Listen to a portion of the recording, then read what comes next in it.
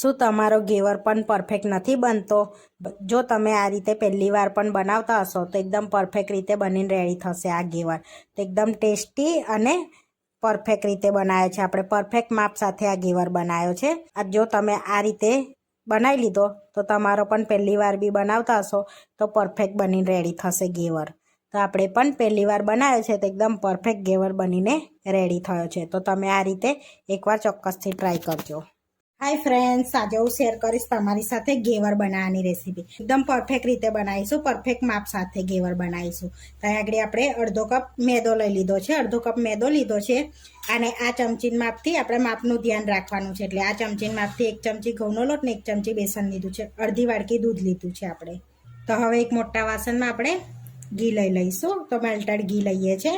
તો 3 થી 4 ચમચી જેટલું આપણે ઘી લઈશું. તો અહીંયા 4 ચમચી જેવું આપણે ઘી લઈ લીધું છે. એમાં આઈસ ક્યુબ એડ કરી અને સરસ બધું મિક્સ કરી લેવાનું છે. આપણે આ રીતે ફેરવીને જેથી આપણે બેટર ફ્લફી થાય ને ત્યાં સુધી. એટલે આ રીતે આપણે મિક્સ કરવાનું છે. જોઈ શકો છો તમે આ રીતે સરસ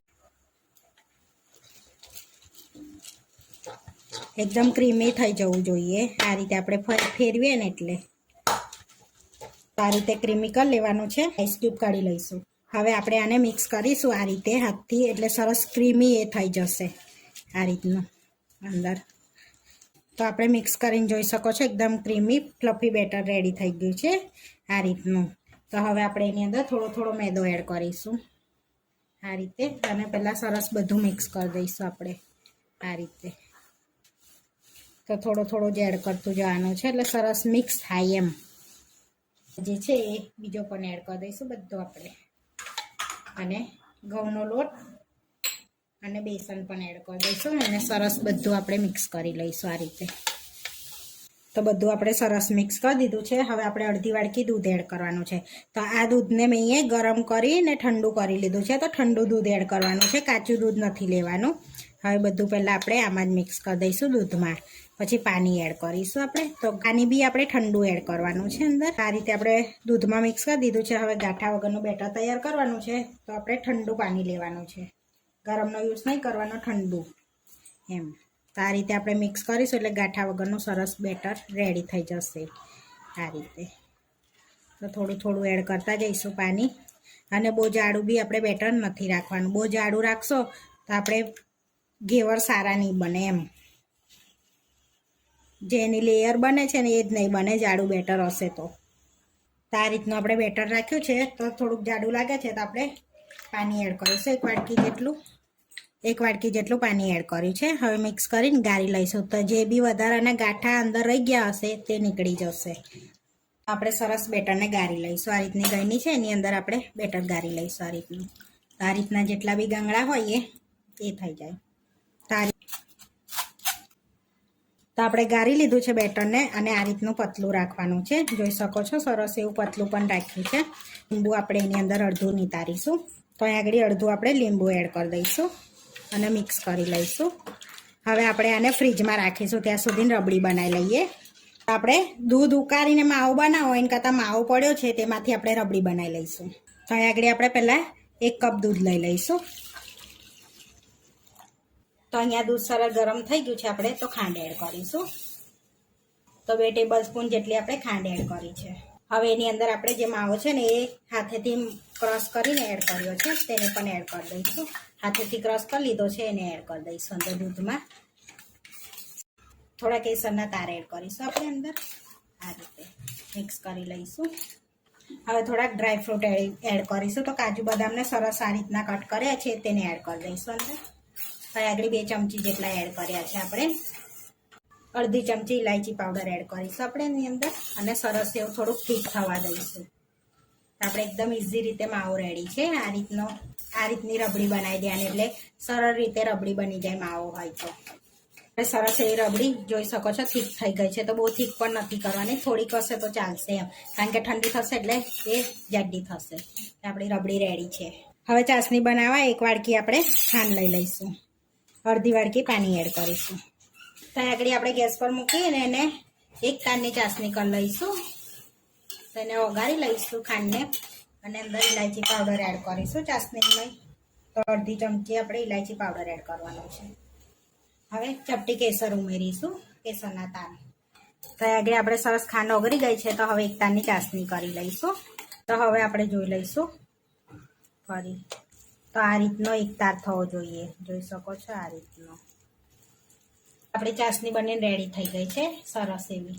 હવે આપણે તેલ ગરમ કરવા મૂકીશું. તેલ યા ઘી કશું પણ લઈ શકો છો, આપણે અહીંયા તેલ લઈએ છીએ. તો તેલને સરસ ગરમ થવા દઈશું. તો આપણે બેટરને આઈસ ક્યુબમાં મૂકવાનું છે આ રીતે, એટલે ઠંડુ રહીએ. તો આ રીતે આપણે બેટરને આઈસ ક્યુબમાં રાખીશું અને આપણે ઘેવર બનાવી લઈશું. આપણે તેલ ગરમ થઈ ગયું છે, તો આગળ એકદમ સરસ તેલ ગરમ થવા દેવાનું છે અને ફાસ્ટ ગેસ રાખવાનો છે. તો હવે આપણે થોડું થોડું બેટર અંદર નાખીશું. તો સરસ તેલ ગરમ થઈ જાય એવું ચેક કરી લેવાનું છે. સેટ ટીપું પાડી અને જોઈ લેવાનું. સરસ તેલ ગરમ થઈ ગયું છે, તો હવે થોડું થોડું બેટર એડ કરીશું. આ રીતે આપણે તેની અંદર થોડું થોડું બેટર એડ કરવાનું છે. સરસ આપણો ઘેવર બનશે. તો એ વાતની ખાસ ધ્યાન રાખવાની છે કે આપણું તેલ ગરમ હોવું જોઈએ અને પરફેક્ટ માપ હશે તો આપણું સરસ બનશે ઘેવર એમ. એ થોડું થોડું એડ કરીશું. તમે ચાહો તો બાટરમાં ભરીને પણ અંદર નાખી શકો છો બેટરને. તેલમાં ઘી યા તેલ કંઈ પણ વાપરી શકાય છે. તો થોડું થોડું એડ કર્યા પછી વચ્ચે અંદર હોલ કરી દેવાનો છે આ રીતે સરસ એવો. અને ગેસને ફાસ્ટ રાખવાનો છે. જો ગેસ ધીરો રાખશો તો તમારો પરફેક્ટ નહીં બને. તો ગેસ ફૂલ જ રાખીને આપણે ઘેવર બનાવવાનો છે આ રીતે. અને થોડું થોડું એડ કર્યા પછી અંદર હોલ કરતું જવાનું છે આ રીતનો. જોઈ શકો છો જેવો વિડીયોમાં બતાવીએ છીએ એ રીતનો, આ રીતનો. તો આ રીતે આપણે બેટરને 15થી 20 વાર અંદર થોડા ડ્રોપ્સ એડ કરવાના છે બેટરને. પછી થોડુંક ચડી જાય એટલે સાઈડમાંથી આપણે એને ચક્કાની મદદથી એને ઉખેડીશું આ રીતનું સરસ એવું. ઉખડે એટલે અંદર જ પ્રેસ કરી દેવાનું છે, એટલે સરસ તરાઈ જશે. 2 મિનિટ માટે રવા દેવાનું છે સરસ એવું, તો તરાઈ જશે અંદર. તો આ રીતનો કલર થવો જોઈએ ઘેવરનો. તો સરસ એવું આપણે તરાઈ ગયો છે, તો વેલણથી ઉચકી લઈશું આ રીતે. જોઈ શકો છો સરસ એવો આપણો કલર પણ આવે છે ઘેવરમાં. તો આ રીતે વેલણથી ઉચકી અને આપણે તેલ બધું નિતારી લેવાનું છે ને પ્લેટમાં એડ કરી દઈશું. એકદમ પરફેક્ટ આપણા ઘેવર બનીને રેડી થઈ ગયા છે. તો જોઈ શકો છો સરસ એવા જાળીદાર ને એવા એકદમ પોચા ને એવા પકડતામાં તૂટી જાય એટલા સોફ્ટ બનીને રેડી થયા છે. તો હવે આપણે સર્વ કરી લઈશું. તો આગળ આપણે એક પ્લેટમાં ઘેવર લઈ લીધો છે. હવે એની પર આપણે ચાસણી એડ કરીશું જે બનાવી હતી ને અહીંયા આ રીતે. તો એટલે સરસ મીઠો ઘેવર થઈ જાય, એ ગળ્યો લાગે એમ, મોરો ના લાગે આ રીતે. તો આપણે ચાસણી એડ કરી દીધી. ઠંડી રબડી બનાવી છે ને એ એડ કરી દઈશું એની પર સરસ એવી. તો જોઈ શકો છો સરસ એવી આપણી થીક પણ રબડી થઈ ગઈ છે આ રીતની. આ રીતે થોડી આપણે બધે આ રીતે ફેલાઈ લેવાની છે સરસ. તો આપણે એને ડ્રાયફ્રૂટથી ગાર્નિશ કરીશું હવે ઉપરથી આ રીતે. તો કાજુ બદામ પિસ્તાને સરસ એવી આપણે ચિપ્સ પાડી લીધી છે આ રીતની. તો આગળ આપણે થોડો ચાંદી વર્ક લગાડી લઈશું આ રીતે. તો એકદમ ટેસ્ટી આપણે ઘેવર બનીને રેડી થઈ ગયો છે. તો ચાંદી વર્ક હોય તો લગાડવાનું, ના હોય તો નહીં લગાડવાનું. તો કટ કરીને બતાવું તમને. સરસ એવો ક્રિસ્પી પણ જોઈ શકો છો. તો આપણે એકદમ ટેસ્ટી ઘેવર રેડી થઈ ગયો છે. તો તમે પહેલી વાર બી બનાવતા હશો તો એકદમ પરફેક્ટ રીતે બનશે આ ઘેવર. તો ઘેવર બનીને રેડી થઈ ગયો છે. આ વિડીયો જોવા માટે મારી ચેનલને સબસ્ક્રાઈબ કરો, લાઈક કરો અને શેર કરો. અને તમે ટ્રાય કરો. ફરી મળીશું ને આ વિડીયોમાં. કોમેન્ટ કરીને જરૂરથી જણાવજો કે તમને આ મારી રેસીપી કેવી લાગી.